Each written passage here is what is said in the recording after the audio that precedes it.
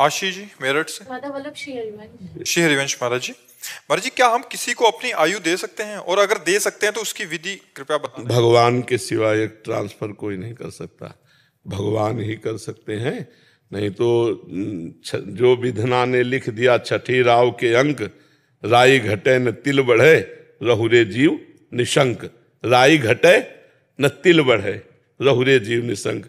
यदि ऐसा कुछ होता तो वशिष्ठ जी जैसे महापुरुष सदानंद जनक जी के यहाँ इतने बड़े महाविराजमान, सब ब्याह लगन पत्रिका सब, लेकिन दशरथ जी का मरण, राम जी का 14 वर्ष वनवास जाना, सिया जी का हरण, बड़ी बड़ी विपत्तियां, बड़े बड़े। अब सोचो जहां कोमल गद्दों पर चरण रखने में चोट लगने की संभावना थी, उन सिया जी और राम जी को नंगे पैर 14 वर्ष वनवास, कंकड़ कांटे के कितना कष्ट पड़े। हाँ, हम तो कह दिया केवल 14 वर्ष वनवास, 14 दिन वन में रहना पड़े तो पता चले कितने बड़े बड़े मच्छर, कितने कीट पतंगे, क्या क्या सब कष्ट सहना पड़ा भगवान को। तो सुनो भाई, ये विधान के हाथ में है। ऐसा होता तो अपने प्यारे की आयु बढ़ा देते कि भाई हम मर जाते तुम जी लो, लेकिन ऐसा नहीं है। जिसकी जितनी आयु है उतना ही जिएगा, इसके बाद लाख उपाय करो मर जाएगा जी। महाराज जी कुछ अच्छा होता तो प्रभु की इच्छा होती है, कुछ बुरा होता तो किसकी इच्छा होती है? आपकी वासना, आपकी वासना। दुर्वासना मम सदा परिकर्षयन्ति। जो पूर्व जन्म की हमारी वासनाएं हैं वो हमारी बुद्धि में ऐसे आकर्षित करती हैं कि हम जानते हैं गलत है फिर भी हम गलत कर बैठते हैं। और जब हमारे हृदय में कोई भागवतिक कार्य करने तो उसमें भागवतिक बल होता है, भागवतिक कृपा होती है, तभी वो पूरा होता है। नहीं तो हमारी क्षमता नहीं कि पूरा कर सके। नहीं, आपकी क्षमता हो तो हम एक काम देते हैं, 1 घंटा केवल राधा राधा बोलिए, मन कहीं जाने ना पावे। 1 दिन का केवल काम है, 24 घंटे में 1 घंटा केवल राधा नाम बोलिए और मन कहीं जाने ना पावे, तो तुम्हें बहादुर मान लेंगे कि तुम कुछ कर सकते हो। तुम कुछ कर सकते हो तो बुरा कर सकते हो, और अगर कहीं भला हो सकता है तो भगवान के बल से होता है। नहीं, करके देखो, कोई भी करके देखो। हमें बहादुर, तुमको हम वीर बहादुर मानेंगे। ईमानदारी से भगवान को साक्षी करके बैठ जाओ और 5 मिनट केवल टिक जाओ एक जगह, तो हमें बताना। अंदर की बहादुरी है, बाहर की फायरिंग कर लो, लाठी चला लो, ये सब कर सकते हो, लेकिन एक बिंदु पर 5 मिनट टिक जाओ तो तुम्हें महावीर समझे। मन को रोक ले वही महावीर है। तो साधु महात्माओं के सामने जो नमन करते हो, इसी बात का नमन करते हो कि भगवान के बल से इन्होंने निर्विकारता प्राप्त की, विकारों को त्याग किया और अपने चंचल मन को अचंचल करके भगवान में स्थित कर दिया। नहीं तो क्या है, तुम्हारा पंचभौतिक हमारा पंचभौतिक शरीर, तुम्हारे कपड़ा हमारे कपड़ा, रंग बिरंगे कपड़ा से कोई थोड़ी फर्क पड़ता है। स्थिति को नमस्कार करते हैं हम, उस पद को नमस्कार करते हैं जहां हम फिसल गए। सबसे बड़ा वीर वही है जो अपने मन को लक्ष्य पे रोक दे, और ये भगवान के बल से होता है। आप वृंदावन आए भगवान के बल से, आपको मनुष्य शरीर मिला भगवान के बल से, आप रामकृष्ण हरि बोल सकते हैं भगवान के बल से, आप किसी का भला कर सकते हैं भगवान के बल से, आप बुरा कर सकते हैं अपने बल से। भगवान के बल को प्राप्त करने वाला कभी बुरा कर ही नहीं सकता, क्योंकि भगवान मंगल भवन अमंगल हारे। तो अमंगल कार्य भगवान के बल से कैसे हो सकता है? हो ही नहीं सकता। इतने महापुरुषों ने जन्म लिया भारत की धरती पे, फिर भी इतने ज्यादा। अरे भगवान ने जन्म लिया यार, तुम महापुरुषों की बात कर रहे हो। भगवान ने स्वयं जन्म लिया। तो ये ऐसा है जैसे आंधी आई, झाड़ू पोछा लगाया, फिर आंधी आई, फिर झाड़ू पोछा लगाया, ऐसा है। बड़े बड़े महापुरुष प्रकट होते, माया गंदगी फैला देती, वो झाड़ू पोछा लगाते चले जाते, फिर वो गंदगी फैलाते, फिर आए, फिर झाड़ू पोछा लगाए, फिर चले गए। और यहाँ ऐसे ही हो रहा है, बार बार आते हैं। एक बार झाड़ू पोछा लगने के बाद क्या तुम्हारा मकान सदा के लिए पवित्र बना रहेगा क्या? अरे हमें रोज करना पड़ेगा और 2 टाइम करना पड़ेगा, तब फ्रेश रहेगा, नहीं रहेगा। तो ऐसे ही अवतार होते रहते हैं। कभी रामकृष्ण परमहंस जी प्रकट हुए, कभी अमुक प्रकट हुए, कभी अमुक प्रकट हुए। महाराज के पूरे भारत को पवित्र कर दिया, महाराज के अपने प्रांत को पवित्र कर दिया। अलग अलग प्रांतों में प्रकट हुए। झाड़ू पोछा लगाने का मतलब बुद्धि को शुद्ध करना। अब जैसे इस समय भगवान एक निमित्त बना दिए, अब चर्चा हो रही, हजारों लोग अपने दोस्त छोड़ करके भगवत मार्ग में चल रहे। ये कोई हमारा प्रभाव थोड़ी, हम तो यहाँ बैठे हैं इतने इतने के अंतर्गत। ये भगवान का प्रभाव। किसी को भी निमित्त बना करके करते कराते वो आप है। अपने जनों को, अच्छा हम चले गए दूसरा आ जाएगा, ये उनकी सृष्टि, झाड़ू पोछा लगाने वाला आ जाएगा, सबके माइंड को पवित्र करने वाला। और जिस दिन ऐसा नहीं होगा उस दिन जो गंदगी बढ़ेगी देख लेना। जब संत नहीं रहेंगे भगवान के, फिर देख लेना, फिर भाव भ्रष्टाचार सब संसारा। आज जो आप सुधर रहे हो, कितने माताएं बहनें भाई बंधु नशा छोड़कर, गंदे आचरण छोड़कर राधा नाम जप रहे हैं, भगवान के मार्ग में चल रहे हैं, ये भगवान के बल से होता है। अपने बाप का कहा तो कोई मानता नहीं, बाबा जी का कहा क्या मान लेगा, है नहीं, भगवान के बल से। भगवान का प्रभाव ये, ऐसी स्थिति में भी हमें सिंह की तरह दहाड़वा रहे हैं, ऐसी स्थिति में भी हमें लोक कल्याण करवा रहे हैं, ऐसी स्थिति में भी जब हम अपने जीने लायक नहीं है तो हमें दूसरों के जीने का रास्ता पुष्ट करवा रहे हैं। ये भगवान का बल है। महाराज जी, जब कोई आपसे जाके मिलता था तो मैं कहता तो मान लीजिए स्वास्थ्य कैसा, लेकिन आज आपको देख के नहीं पूछा स्वास्थ्य कैसा। महाराज जी, हमें क्या करना चाहिए कि जिसमें हमारा मन लगे? भक्ति में बहुत बार ट्राई किया है लेकिन मन शांत नहीं रहता। एक ट्राई कर लो, राधा राधा राधा राधा लिखो, राधा मानस पटल के सामने लिखो, राधा राधा। ट्राई करते करते खुद राधा तत्व प्रकाशित हो जाएगा। आप देखो तो कर साथ कुछ और ना करें तब भी चलेगा, कुछ ना करें। यही हम यही तो कह रहे, बड़े बहादुर हो, 5 मिनट टिक के तो दिखाओ, एक जगह 5 मिनट टिक के दिखाओ। मन को आप 5 बार राधा बोलोगे, गायब हो जाएगा, देख लेना, राधा राधा राधा। आराम से बोलो और फिर पकड़ो, देखो कहां गया, राधा में नहीं होगा, कहीं और जगह होगा। पकड़ना। और महाराज जी ऐसा ही करते रहे तो एक दिन काबू, एक दिन, हाँ बिल्कुल आ जाए। अब जैसे अपने लोग हैं, ऐसा थोड़ी है कि मतलब 5 मिनट में भाग जाएगा। जहां लगा दिया, बचपन से लगाए रहे, तो जहां लगा दिया घंटों उसी में लगा रहेगा। ऐसे थोड़ी कि तरंग मार रहा है। और अगर विचार जा रहे हैं, अगर मुख से प्रारंभिक अवस्था में अगर करते रहे तो हाँ, तो वो विचार शांत हो जाएंगे, आगे चलकर उसका मन एकाग्र हो जाएगा।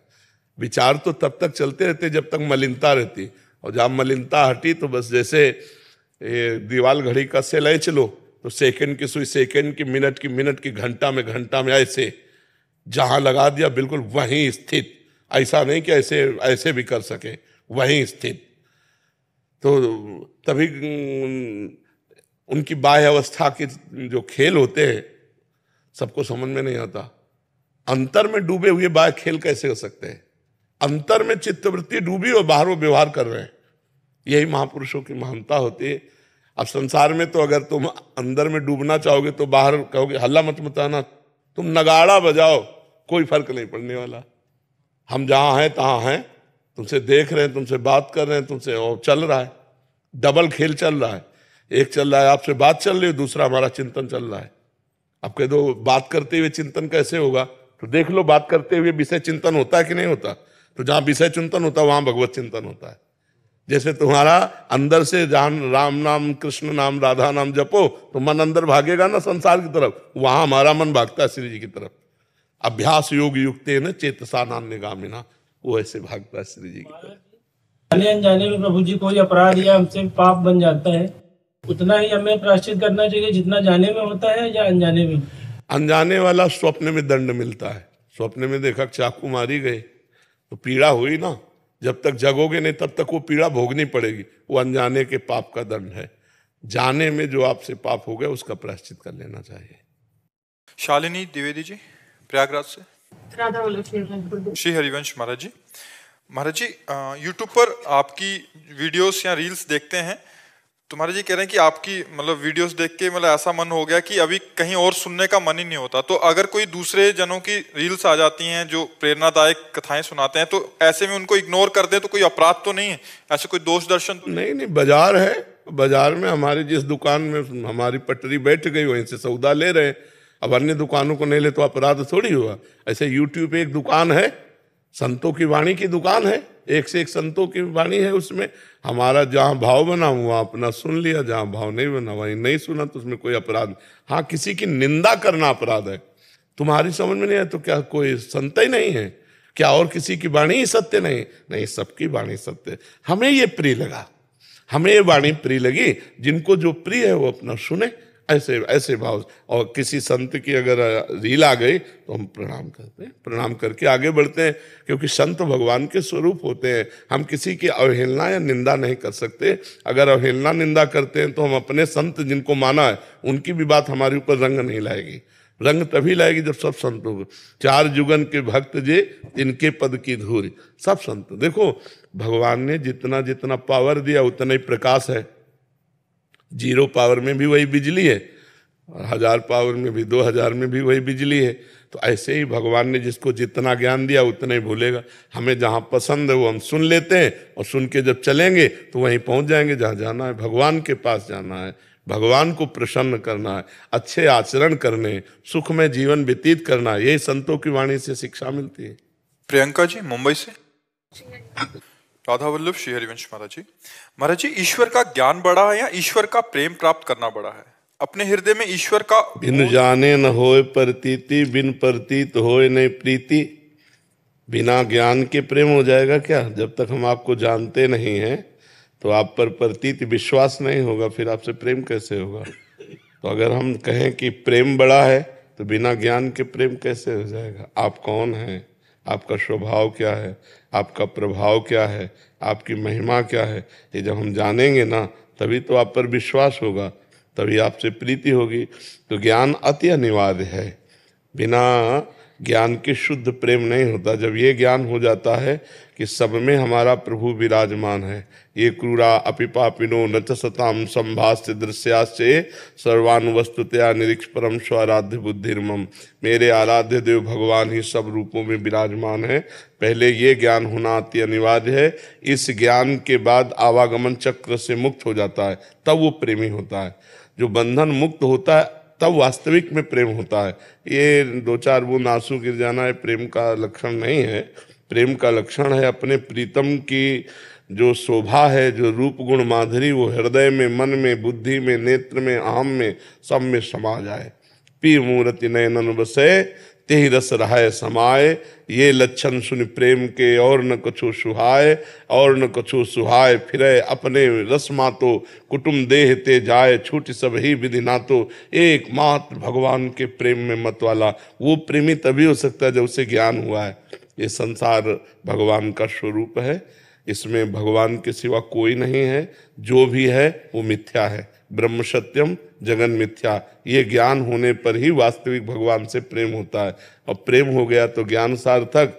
अगर ज्ञान और प्रेम दोनों जीवन में नहीं तो फिर पशु जीवन है, बस वही निद्रा भय आहार मैथुन यही चल रहा है। संपूर्ण संसार आवागमन से मुक्ति थोड़ी है, ज्ञान और प्रेम से ही आवागमन की मुक्ति है। तो बड़ा छोटा नहीं कह सकते हम, क्योंकि ये आंख बड़ी कि ये आंख बड़ी, ये हमें प्रिय कि ये प्रिय, दोनों प्रिय है ना। तो जब तक हमें ज्ञान ना होगा तो प्रेम नहीं होगा। तो ज्ञान अति अनिवार्य है, क्योंकि हम जिससे प्रेम करते हैं जब तक उसका ज्ञान नहीं होगा तो प्रेम कैसे हो जाएगा? होता ही प्रेम ज्ञान से है, जानकारी से ही तो प्रेम होता है।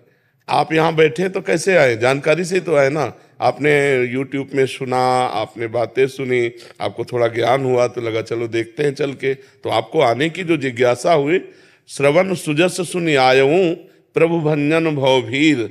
जब मैं आपकी महिमा सुनी प्रभु तो आपकी शरण में आए, विभीषण जी कह रहे हैं। तो बिना श्रवण के ज्ञान नहीं हुआ और बिना ज्ञान के शरणागति और प्रेम नहीं होता। इसलिए ज्ञान बहुत महत्वपूर्ण है। उसको ऐसा नहीं कहा जा सकता कि ज्ञान छोटा कि प्रेम बड़ा, नहीं कहा जा सकता। जैसे दोनों आंखें हमारी दो हैं पर दृष्टि एक है और दोनों प्राण प्रिय हैं, ऐसे ही ज्ञान और प्रेम दोनों समान है, दोनों में अंतर नहीं है।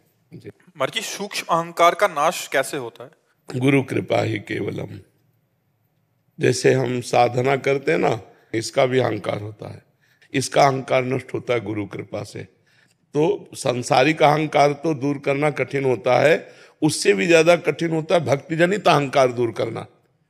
क्योंकि सांसारिक अहंकार को हम दोष रूप में देखते हैं तो दूर हो जाता है, लेकिन भक्ति अहंकार को गुण रूप में देखते हैं कि मैंने ऐसा किया, मैंने ऐसा। ये जो सूक्ष्म अहंकार मैंने इसका ना अहंकार का नाश गुरु कृपा से होता है। जब गुरुदेव हमारे अहंकार को धूल दूषित करते हैं तभी हमें मोक्ष मिलता है। इसीलिए ध्यान मूलम गुरु मूर्ति, पूजा मूलम गुरु पदम, मंत्र मूलम गुरु वाक्यम, मोक्ष मूलम गुरु कृपा। जो मोक्ष का मूल है वो गुरु कृपा है। एक बार अकाल पड़ा तो शिवाजी ने पूरा खजाना खोल के सबको खवाया पियाया। अकाल किसी को व्याप्त नहीं कर पाया, कोई अकाल में मर नहीं पाया। समर्थ गुरु रामदास जी के पास गए और उनका गुरुदेव आपकी कृपा से किसी को भी कष्ट नहीं होने दिया, अकाल में हमने सबका पोषण किया। तो उनका शिवा तुमने पोषण किया। उठाओ घन, घन एक मजबूत होता है, लोहे का उसमें होता है, उठाया और ले गए, कहा इस पत्थर में मारो। पत्थर में तोड़ा, हटाया पत्थर, तो नीचे मेढक बहुत तंदुरुस्त बैठा है, इसको खवाया? तो उनका नहीं, ये कैसे पुष्ट है? तुम केवल निमित्त मात्र हो, भगवान सबको पुष्ट करता है, ये गुरु। नहीं तो मैंने अकाल में किसी को भूखे नहीं मरने दिया, बहुत बढ़िया काम हुआ, लेकिन अंदर एक पुष्ट हो रहा है अहम, मैंने अकाल में किसी को मरने नहीं दिया, मैंने नहीं, भगवान ने। ये दिखाया कि इस मेढक को तो तुम पोषण नहीं कर रहे हो, 83,99,999 योनियां और भी हैं मनुष्य योनि छोड़कर, सबका भरण पोषण कौन कर रहा है? भगवान ही कर रहे हैं। तो गुरु वाणी, गुरु कृपा ही अहंकार का, जो सूक्ष्म अहंकार है उसका नाश करते हैं।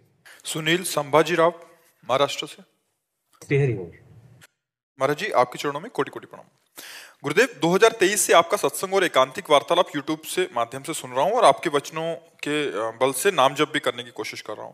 गुरुदेव, श्री जी की कृपा से गुरुदेव भगवान 3 दिन व्रत निर्जला और मौन रहकर करता हूं। उस दिन नाम जप निरंतर चलता रहता है और श्री जी में मन भी लगता है, बाकी दिन वैसा नाम जप नहीं चलता। महाराज जी, क्या भूख की व्याकुलता के कारण ज्यादा नाम जप में मन लगता है? अगर ऐसा है तो संसार में रहकर ये मार्ग अपनाना सही है क्या महाराज जी? देखो, बात सुमिरन की है। अगर हम एक रोटी सुबह, एक रोटी शाम पाए तो उपवास ही है। निर्जला रहकर कै दिन भजन कर लोगे? जल पीना और जल ना पीना कोई खास बात नहीं है। खास बात है आपका चित्त कहाँ है। कितने ऐसे जीवन जो केवल जल पीकर रहते हैं हमारी सृष्टि में, क्या उनको भगवत प्राप्ति हो जाती है? ये ऑपरेशन है 3 दिन जल ना पी करके उपवास करने का, करो, लेकिन उसका कहीं भी देखा नहीं खींचनी चाहिए। कितने ऐसे जीव जो मिट्टी खाकर जीते हैं, कितने ऐसे जीव जो फल पाकर जीते हैं, कितने ऐसे जीव सृष्टि में जो वायु पीकर रहते हैं, कितने ऐसे जीव जो नपुंसक हैं, कभी भोग ही नहीं करते हैं। क्या इनको भगवत प्राप्ति हो जाती है?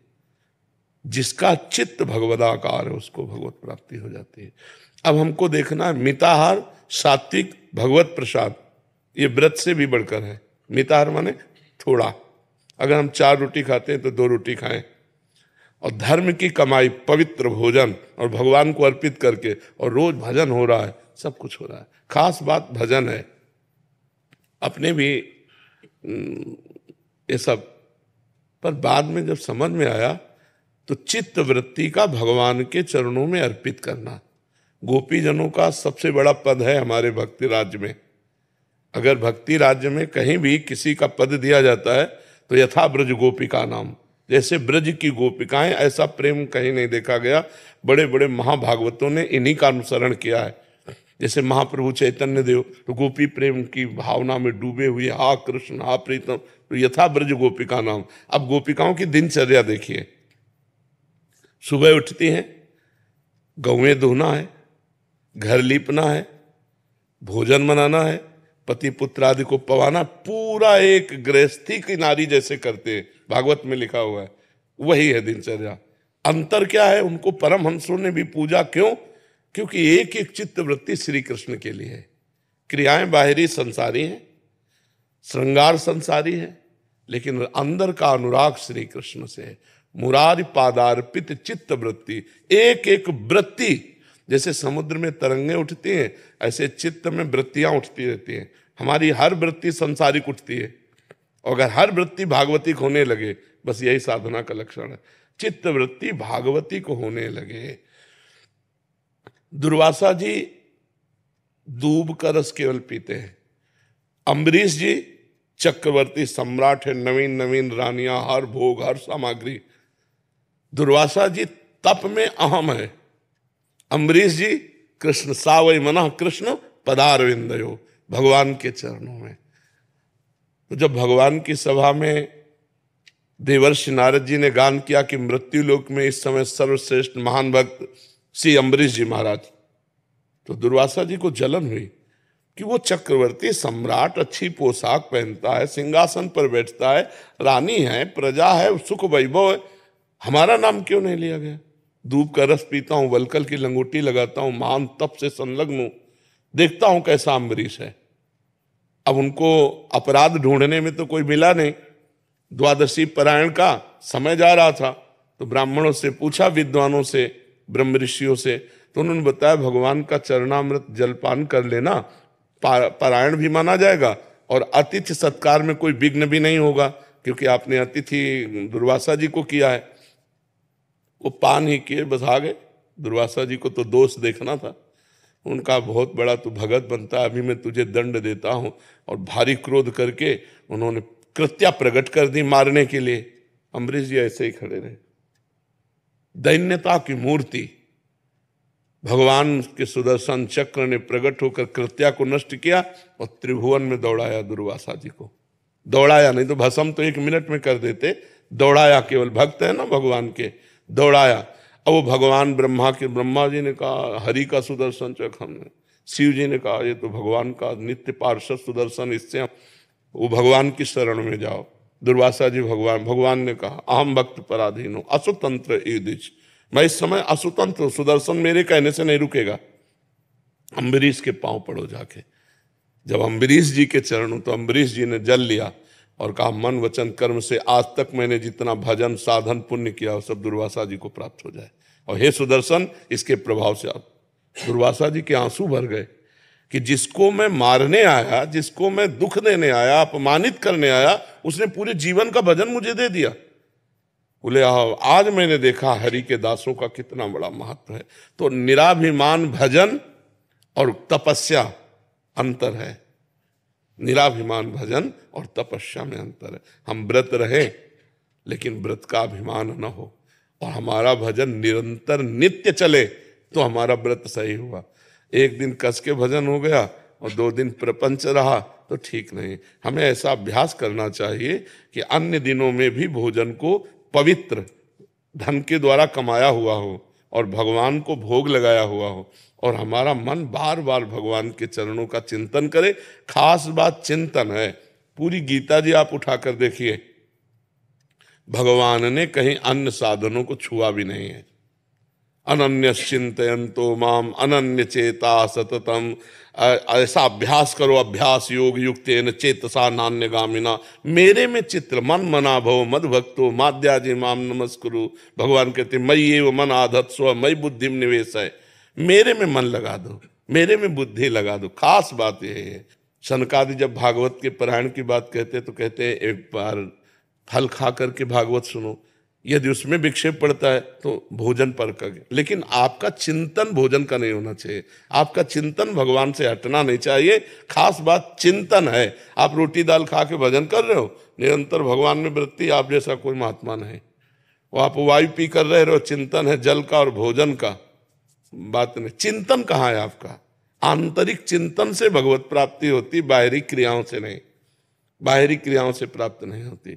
बाहरी क्रियाओं का तो कभी कभी अहम भी जागृत हो जाता है कि मैं निर्जला रहता हूँ, रहता है। तो वो जो मैं निर्जला रहता हूँ ये भगवत प्राप्ति में बाधा पहुंचा देगा। एकदम दैन्य। यही दरबार याद भी नहीं आनी चाहिए। यही दरबार दीन को आदर रीत सदा, प्रभु में किसी योग्य नहीं। इसीलिए कहा सुनेरी मैंने निर्बल के बल राम, अपबल तप बल, ये तप बल और बाहुबल, चौथो बल है दाम, सूर किशोर कृपाते सब बल हारे को हरि नाम, सुनेरी मैंने निर्बल के बल। हम ये नहीं कहते निर्जला न रहो, लेकिन जिस दिन जैसे वैसे भजन होता है ऐसे रोज भजन होना चाहिए। कैसे हो? अल्पाहार, पवित्र आहार, और हमारा चिंतन जाए प्रभु की तरफ। हमारा चिंतन निर्जला की तरफ न जाए, हमारा चिंतन प्रभु में हो। सो सब धर्म कर्म जरि जाओ, जहाँ न राम पद पंकज भाव। वो धर्म कर्म में आग लगे यदि भगवान का चिंतन न हो। भगवान का चिंतन हो रहा है, सब ठीक हो रहा है। मंगल भवन है भगवान, अमंगलहारी है, उनका चिंतन हो रहा, सब मंगल हो रहा है। ठीक है, हर समय भजन की वृत्ति बने, इसलिए पवित्र आहार और थोड़ा आहार। आप देखो, एक रोटी पाके 4 रोटी की भूख है, 1 रोटी पाओ, आधा पेट पानी से भरो और चिंतन करने का अभ्यास करो, तो देखो आपका चित्त भगवान में लगा रहेगा। और 4 रोटी पाने तो 4 रोटी पाए, ऊपर से पानी, फिर वायु, तो बस पचाने में सारी ऊर्जा लग जाएगी, भजन में नहीं लगेगी। अल्पाहार, भजन के लिए अल्पाहार अति आवश्यक। शुभम दीवान जी। राधे राधे। राधे राधे महाराज जी। महाराज जी, मेरा प्रश्न है कि माता पिता ने जब दीक्षा ली हो तो क्या ये जरूरी है कि उनके पुत्र एवं पुत्री वहीं से दीक्षा लें? कई बार माता पिता बचपन में बच्चों को दीक्षा दिलवा देते हैं, जबकि उस उम्र में बच्चों को इस बारे में पता नहीं होता। दीक्षा लेने का स्वयं का निर्णय होता है और हमारी श्रद्धा और हमारा विश्वास गुरुदेव पर हो। अब ऐसे कोई व्यवहारिक क्षेत्र तो है नहीं। नाम दीक्षा तो माता पिता कहीं से भी दिलवा दे तो जपना चाहिए, लेकिन जो दीक्षा गुरु बनाना, तो जब तक हमारे अंदर ज्ञान न हो जाए, हम अपने गुरुदेव को ब्रह्म रूप न देखें, हमें गुरुदेव से प्रीति न हो, विश्वास न हो, तो दीक्षा का मतलब क्या रहा? हमारा जहाँ श्रद्धा और विश्वास है, जिनको हमने देखकर अपना ब्रह्म माना, भगवान माना, गुरु साक्षात पर ब्रह्म, वहाँ हमें दीक्षा लेनी चाहिए। ये कोई रीति रिवाज वाला नहीं है, कुल परंपरा वाली बात नहीं। हमारा कुल वहाँ से जुड़ा तो हम भी वहाँ से जुड़े नहीं। हमारा विवेक जहाँ जागृत होगा, जिन संत पे हमारी भगवत बुद्धि है, हम उन्हीं से दीक्षा लेंगे, ऐसा भाव होना चाहिए। पुष्पेंद्र सिंह चौहान जी, कानपुर से। राधे राधे। महाराज जी, आपके चरणों में कोटि कोटि प्रणाम। महाराज जी, 1 साल पहले वीडियो के माध्यम से आपको सुना और धीरे धीरे मुझ नीच अधम ने आपकी कृपा से कई बुरी आदतों को छोड़ दिया। नाथ, आपके कहे अनुसार मन से दास ने सीताराम नाम जपना शुरू किया और धीरे धीरे बुरी आदतें स्वयं ही खत्म होती जा रही हैं। लेकिन इस क्रम में आपकी कृपा से सीताराम नाम अंदर बस गया। महाराज जी, प्रभु जी, मैंने आपको अपना गुरु मान लिया है कि ये सीताराम नाम जपना शुरू किया था, पर एक एकांतिक वार्तालाप में आपने कहा कि आप राम नाम मंत्र नहीं दे सकते। प्रभु, आप तो सबकी नहीं, मंत्र तो नहीं दे सकते, लेकिन नाम तो सुना सकते ना। सीताराम सीताराम खूब जपो। भाई, सीताराम, राधे श्याम, शिव पार्वती वही है, कोई और नहीं। एक ही ब्रह्म विविध रूप धारण किए हुए।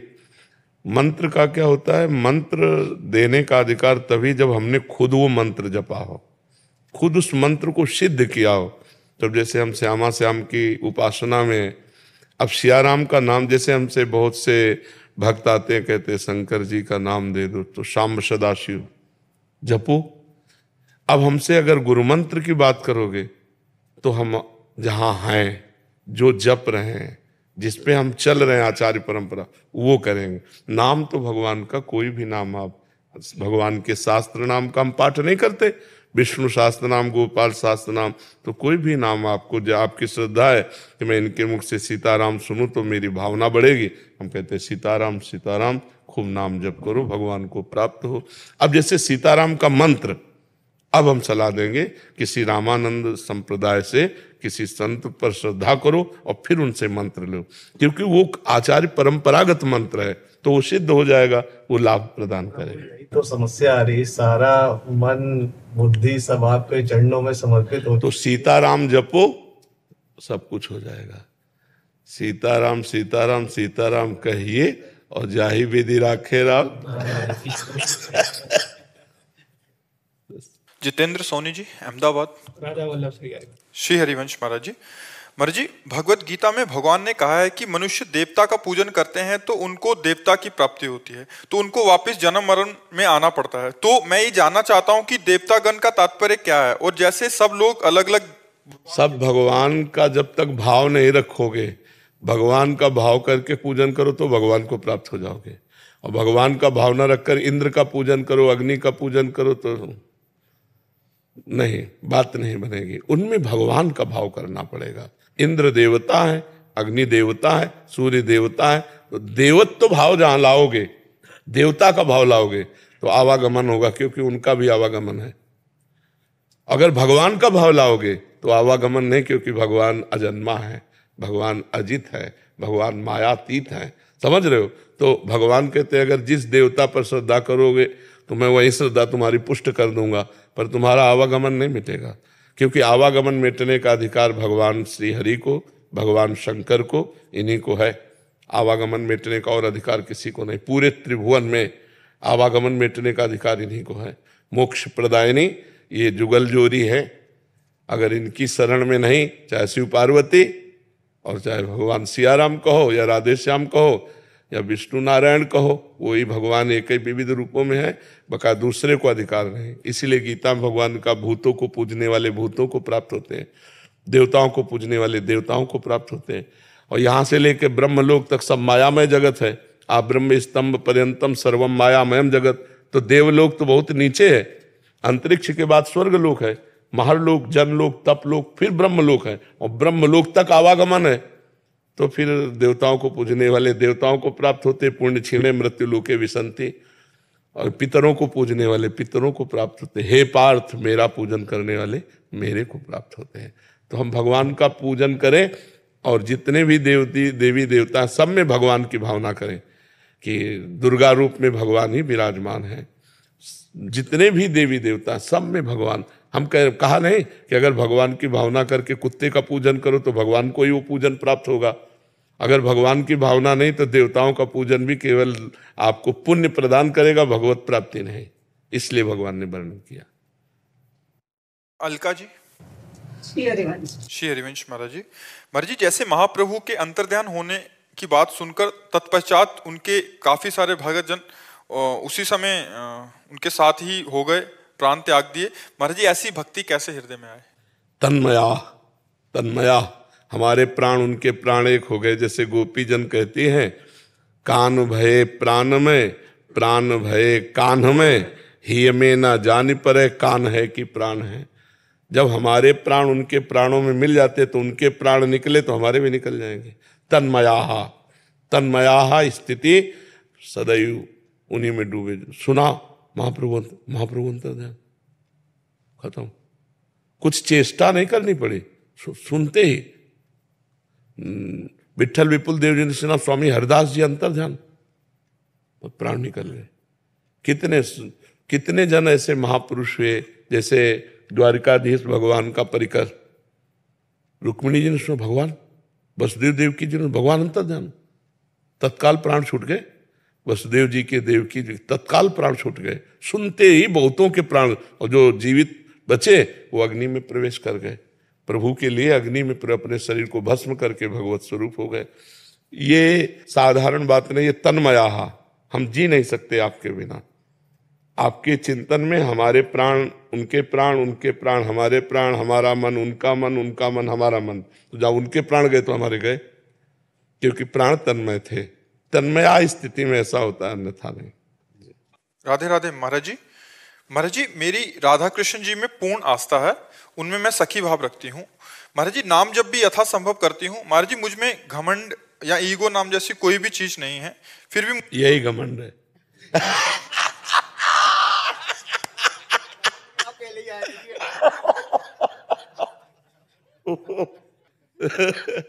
मरीज कह रहा है डॉक्टर से मैं बीमार नहीं हूं, डॉक्टर कह रहा तुम बीमार। तो महाराज जी फिर भी मुझे सब ऐसा समझते हैं कि मैं घमंडी हूं। सही सही सही समझा, सही समझा। उसमें आप भी ऐसा ही समझ रहे हैं। देखो, घमंड ना होने पर आपको ऐसा अनुभव होगा कि मैं समस्त जीवों से नीच हूं। देखो, हनुमान जी महाराज को कोई घमंड नहीं, तो विभीषण से कैसे कह रहे हैं? भगवान के महान भक्त महाबली है, जे गिर चरण दे हनुमंता, चले सुगा पाताल तुरंता, जिम अमोघ रघुपत कर बाना, यही भात चले हनुमाना। बुद्धिमताम वरिष्ठम ज्ञानीनाम अग्रगण्यम, बलों में महाबल, महाबली हनुमान परम ज्ञानी। क्या कहते हैं? असमय अधम सखा सुनो, मोहू पर रघुवीर। मैं ऐसा अधम हूं, प्रात ले ही जो नाम हमारा, ते दिन ताई न मिले हारा। असमय अधम सखा सुनो, ये अभिमान रहित वाणी। सबरी जी महान भक्ता कैसे राम जी से कह रहे, अधम ते अधम, अधम अति नारी, तीनु मह में मति मंद अघारी। हे पापों का नाश करने वाले प्रभु, मैं मतिमंद नारी में भी बहुत अधम भीलनी जाति की, प्रभु आपको कैसे प्रसन्न करूं। हे भगवान मेरे में अहंकार नहीं है, ऐसा आज तक एक भक्त ने नहीं कहा। यही अहंकार का लक्षण है कि आपने कैसे फाइनल कर दिया कि आप में अभिमान नहीं? किसने अनुभव कराया आपको? अहंकार ने। ये तो कोई संत बोलेंगे कि ये निराभिमानी है, और आप बोलोगे कि नहीं प्रभु सारे दोष मेरे में है, मैं तो बहुत नीच प्रवृत्ति का हूं। देखो राम जी से हनुमान जी मिल रहे हैं विप्र रूप में, कह रहे हैं एक में मंद मोह बस, शब्द पर ध्यान दो, एक में मंद मोह बस कुटिल हृदय अज्ञान, मुनि प्रभु मोहि विसारेऊ दीन बंधु भगवान। मंद कुटिल अज्ञानी अपने को कह रहे हैं, और है कौन? ज्ञानी नाम वरिष्ठम बुद्धिमताम वरिष्ठम। ऐसे तो किसका प्रश्न था? हाँ अभी संभाल करो, ऐसा शब्द अभिमान जनित है। ये किसने अनुभव किया कि मेरे में अभिमान नहीं? अनुभव किसने किया? किसी ने प्रमाणित किया आपको? आपने, आपके मन ने प्रमाण, आपके अभिमान ने प्रमाणित कर दिया। ये शास्त्रीय शब्द है कि जो ऐसा बोलता है कि मेरे में अभिमान नहीं है, यही अभिमान उसके अंदर है। देखो गोस्वामी तुलसीदास जी लिख रहे हैं, जो मैं अपने अवगुण कहूं, बाढ़ई कथा पार नहीं लाऊं। मैं अगर अपने अवगुणों की कथा कहूं तो पूरा एक ग्रंथ लिख जाएगा। गोस्वामी जी कह रहे हैं जो अभिमान रहित महापुरुष है उनका हृदय ऐसा होता है। सोनी बालाजी। महाराज जी, मैं एक सरकारी कर्मचारी हूँ दिल्ली में। वहाँ मेरे पास कुछ कर्मचारी काम करते हैं। कई बार प्रेशर में तेज वेग से बोला जाता है। महाराज जी, ऐसे में कैसे अपने आप को कंट्रोल करें उस समय? नहीं, बोलना कोई अपराध थोड़ी है। अगर अपने अनुयायियों को शासन में लेकर हम जो कार्य प्रणाली को ठीक कराते हैं तो कोई अपराध थोड़ी है, ये तो करना ही पड़ेगा। जैसे अपने बच्चे हैं तो उनको हमें कभी थप्पड़ भी मारना पड़ेगा, कभी शासन भी करना पड़ेगा। जैसे अपने शिष्य हैं तो कभी उनको शासन में लेना पड़ेगा। ऐसे अपना पद है और 10-20 लोग अपने, 50 लोग, 100 लोग अपने अनुयायी हैं, जिससे हम उस कार्य प्रणाली को ठीक से करा पाते हैं। तो उनमें जो प्रमाद करेगा तो उसको डांटना ही पड़ेगा, क्रोध करना पड़ेगा। ज़्यादा प्रमाद करे तो उसके खिलाफ कार्रवाई भी करनी पड़ेगी। तो ये कोई अपराध नहीं है, इसमें कोई ये नहीं कि गुस्सा आ जाता है या मैं आवेश में बोल देती हूँ। नहीं, ये करना ही चाहिए और करना ही पड़ेगा। अगर गुरु कहे कि मैं शिष्य को कभी डांटूंगा नहीं, टीचर कहे मैं विद्यार्थी को कभी डांटूंगा नहीं, माता पिता कहे पुत्र को नहीं डांटूंगा, तो बिना शासन के इनकी जीवनी व्यर्थ हो जाएगी। इनका जीवन सचिव वैद्य गुरु तीन जो प्रिय बोले भयास, राज धर्म तन तीन कर होय बेगही नाश। अगर गुरु शिष्य की प्रियता बोलता रहे और डॉक्टर मरीज के अनुकूल चलता रहे और मंत्री राजा के अनुकूल चलता रहे तो राज्य का नाश हो जाएगा, शरीर का नाश हो जाएगा, शिष्यता का नाश हो जाएगा। उसमें शासन की जरूरत होती है। अब हम रहे चाहे ना रहे, हमारा भय रहेगा सबको। यहाँ वाले पुलिस मैन जो है चोर से कहे तुम्हारे हाथ जोड़ता हूँ, पैर छूता हूँ, चोरी मत क्या करो, बुरा आचरण है, वो मानेगा? अब वो सोचे कि यार डंडा मारना अपराध है, तो ऐसा नहीं है। डर जरूरी है, डर जरूरी। बिना भगवान के डर के और बिना धर्म के डर के और बिना शासन के डर के अभी राक्षसी भाव का तांडव हो जाए।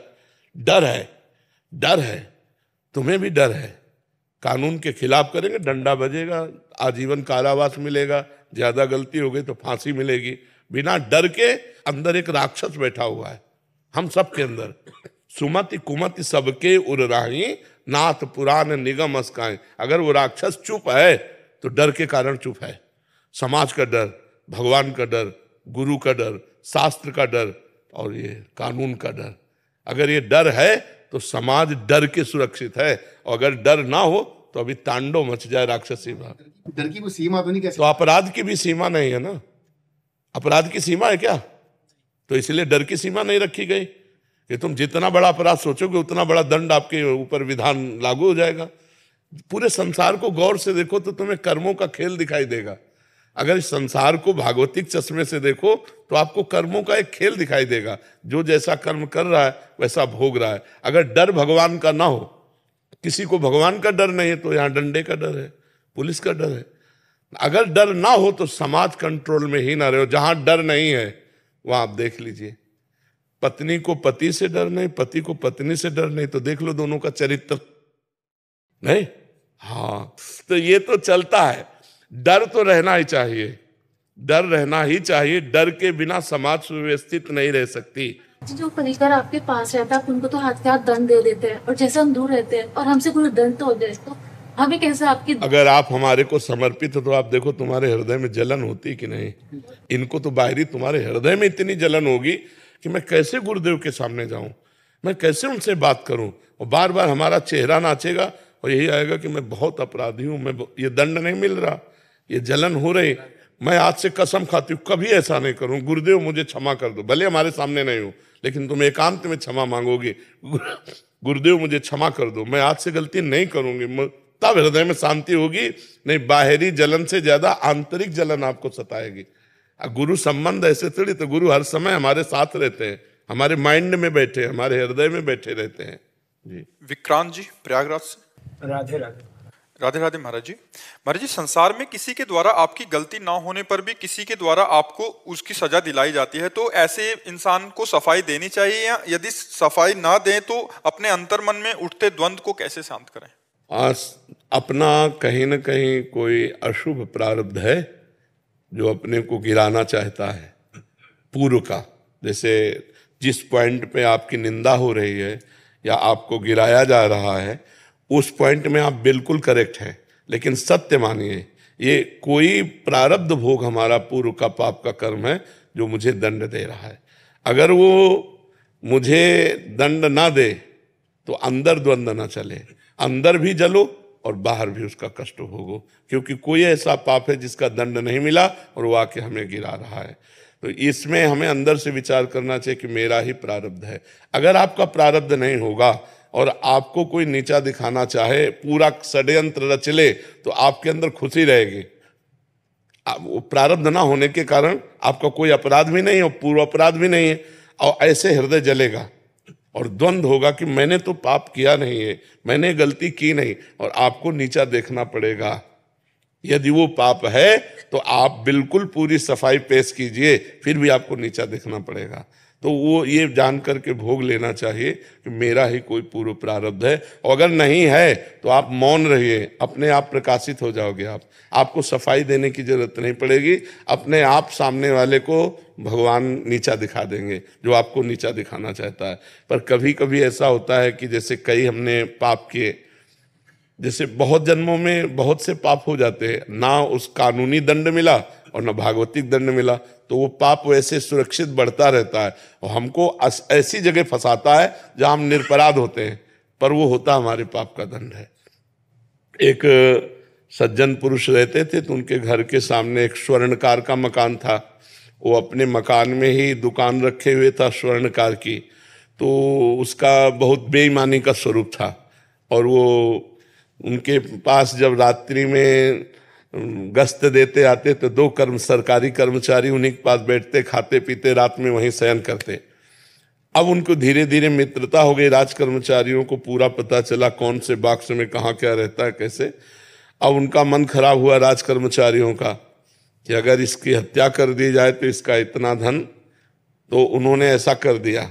और वो बॉक्स लेकर निकल रहे थे कि वो अच्छा आदमी जो सामने रहता था मकान में, उसने देखा तो उनका इसका मतलब है तुम कुछ गड़बड़ करके आ रहे हो। तो उनका देखो, हम तुम्हें बॉक्स में जितना है इसका आधा दे देंगे, चुपचाप अपने घर वापस चले जाओ, हम लोग भी चुप चले जाएंगे, फिर सुबह आके हम सब बना लेंगे। तो उसने कहा ऐसा नहीं होने देंगे, हम हल्ला मचाते हैं।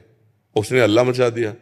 और राजकीय कर्मचारी, उनको गणित सब पक्की होती है, और जो ही हल्ला मचाए सो ही उन्होंने पकड़ लिया उसको और बॉस को उसके नजदीक रख दिया और कहा हमें पता है तू मार के आ रहा है और बचने के लिए नाटक कर रहा है। देखो, अब पूरी समाज में ये बात फैला दी कि इसने स्वर्णकार को मारा और ये बॉक्स ले जा रहा था, हमने पकड़ा इसलिए इसने हल्ला मचा दिया। पूरा केस उल्टा हो गया और सबको 100% समझ में आया ऐसा ही है किसी, और वो चिल्ला चिल्ला के कह रहा है लेकिन उसकी कोई बात नहीं सुन रहा। मुकदमा हुआ, जज के सामने जब खड़ा हुआ हो तो रो दिया और कहा जिसकी कसम खवा लो, यद्यपि मैं फंस चुका हूं। उनके पास प्रमाण है, मेरे पास प्रमाण नहीं, पर मैं आपसे रो के कहता हूं कि मैं सत्य हूं, इस केस में मेरे द्वारा कोई पाप नहीं हुआ। जज ने कहा कि ठीक है, इसका हम प्रमाण निकलवा लेंगे। एक जिंदा आदमी मुर्दे का शो बनाया ऐसे उसमें, और कहा ये लावारिस लाश थी, अब इसका अंतिम संस्कार करने जाना है। उन राज कर्मचारियों को भी आदेश किया, 2-4 लोगों को और कहा आप पीछे रहिए, एक तरफ उसको भी पकड़ाया जो मुजरिम था। वो गए, जब एकांत देखा तो कहा, कहते थे आधा बॉक्स स्वर्ण ले ले तो बच जाता ना, फंसा दिया ना अब पूरी जिंदगी जेल भोगेगा। और वहां डायरेक्ट लगाए हुए थे जिससे उनको सुनाई दे। तो उसने कहा चाहे फांसी हो जाए लेकिन हम इसमें दोषी नहीं है, दोषी तुम लोग हो, और देख लेना भगवान तुम्हें दंड देंगे, ऐसी बात। अब जज के सामने तो प्रमाण मिल गया कि दोषी राज कर्मचारी हैं। तो उसने कहा इतने दिनों से मैं जेल भोग रहा हूं, इतने मेरे दुख और अपमान हुआ, ये क्यों, ऐसा क्यों हुआ? जज से कहा मैं निर्दोष था, मैं चिल्ला चिल्ला कह रहा था। तो जज ने कहा सही बताओ, हम किसी और जन्म की बात नहीं पूछते, इस जन्म में कोई ऐसा पाप किया है जो गुप्त हो और बड़ा हो?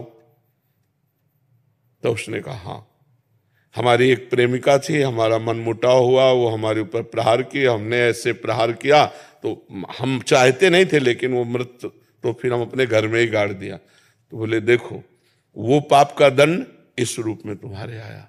जो गुप्त पाप हमसे हो जाते हैं, जिनका ना सरकारी दंड मिलता है ना भागवतिक दंड मिलता है, जैसे भीष्म पितामह जी 6 महीना बाणों की सैया पर हैं, वो कह रहे प्रभु इस जन्म में तो बाल ब्रह्मचारी आपकी भक्ति करने वाला कोई दोष नहीं, फिर 6 महीना बाणों की सैया पर, और मैं कई जन्मों तक देख रहा हूं। भगवान ने कहा 100 जन्म के बाद का ये पाप है।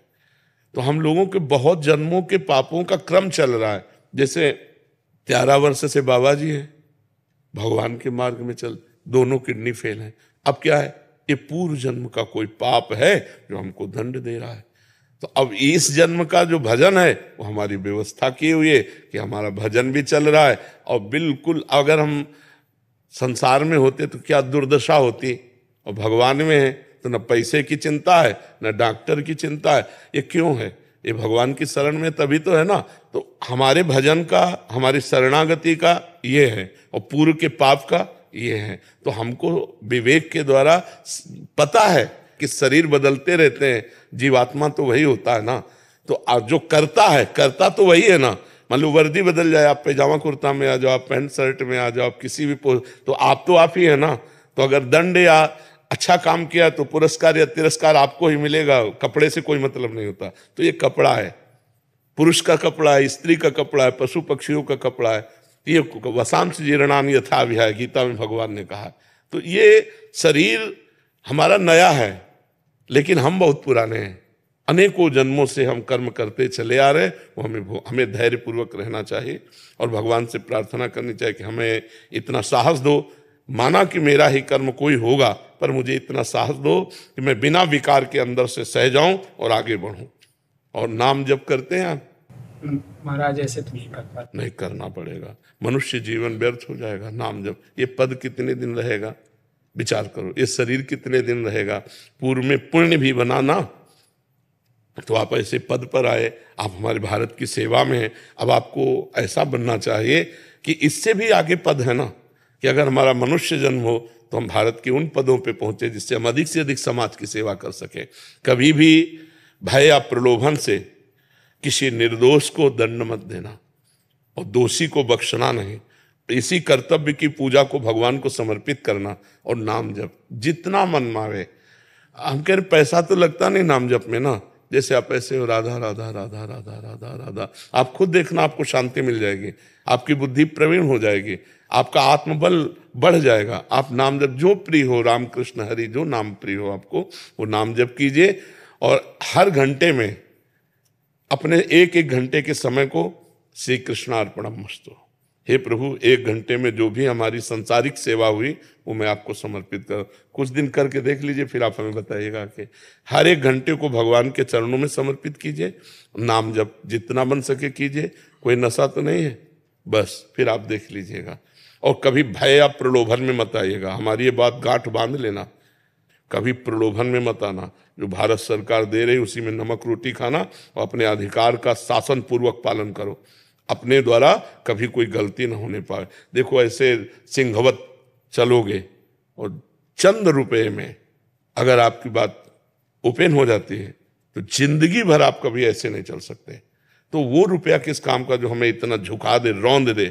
हमको अपने सम्मान से चलना है, कभी प्रलोभन में मत फंसना और कभी भय में मत आना। कोई भी अधिकारी, बड़े से बड़ा अधिकारी यदि आपके द्वारा गलत कराना चाहे और भय दे तो हमारी वर्दी भले उतर जाए लेकिन हम गलत नहीं करेंगे। तो भगवान यही वर्दी थोड़ी है, वो और पोजीशन दे देंगे। इसलिए धर्म पूर्वक चलना और भगवान का नाम जप करना, तो देखो आपको आंतरिक आनंद मिलेगा। बिना आंतरिक आनंद के हम खाली रहते हैं, बस मन चिंतन करता रहता है। और ये मन अगर खाली रहा और ज्यादा चिंतन करने लगा तो ये डिप्रेशन की तरफ ले जाता है। अगर निगेटिव ज्यादा चिंतन बनने लगे ना, नकारात्मक, तो ये दिमाग को परेशान करके डिप्रेशन में भी ले जा सकता है। इसलिए इसको खाली मत रखो। राधा राधा राधा, कोई भक्ति का बाहरी लक्षण नहीं, अंदर ही अंदर नाम जप करो, धर्म से चलो और कोई व्यसन नहीं करते, बहुत बढ़िया जीवन, भगवान की बहुत बढ़िया आराधना बन जाएगी। पार्वती पते हारा हारा महादेव। बोलिए बाबा वैद्यनाथ की जय, जगदम्बा महारानी की जय। हमारे वैद्यनाथ जी का शयनकालीन श्रृंगार वैद्यनाथ जी का आशीर्वादी वैदिक मंत्र से कर देते हैं महाराज जी, अगर आपकी आदेश हो। ओम मा पुनस्त्वादित्या रुद्रा वसवः समिन्धतां पुनः ब्रह्माणो वसुनीत जज्ञेः धृतेन त्वन्तनवं सत्याः सन्तु यजमानस्य कामाः दीर्घायुस्तौ खने खनिता जद्मे जद्वा खनाम्यहम् अथोत्वं दीर्घायुर्भूत्वा शतबलसा विलोहता मंत्रार्था सफला संतो प्रणा संतो मनोरथा शत्रुणां बुद्धिनाशाय मित्राणां बुद्धिस्तव मृत्युंजय महादेवं त्रायमां शरणागतं जन्म मृत्यु जरा रोगे पीडितं कर्म बंधने आयुष्यमान आरोग्यमान दीर्घायुर्भव सकल कामना सिद्धिर्भव। जय बाबा वैद्यनाथ, स्वस्थ रखे, मस्त रखे, दीर्घायु रखे। हरा हरा महादेव, हरो शिव। बहुत सुंदर, लाओ लाओ लाओ।